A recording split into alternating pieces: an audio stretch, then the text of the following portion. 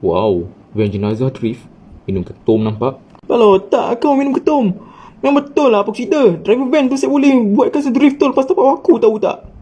Setahu aku, Takif tu je boleh buat drift macam tu dengan A86 dia. Tak logik siut van boleh buat drift macam tu. Memang tak logik pun. Tapi kalau aku tunjuk gambar ni, kau rasa logik tak? Mustahil. Memang dia. Yap, memang dia bawa van tu. Kita pun tahu, takat dia je lah yang boleh buat teknik drift hebat macam tu. Tapi kalau Bob nak driftkan kenderaan berat macam tu, memang mustahil. Ditambah dengan enjin upgrade dan turbo, bahaya untuk mengadu cerai ekstrim. Tapi tanya, sejak bila dia ambil job jadi driver jenazah tangkap geng plastik hitam ni?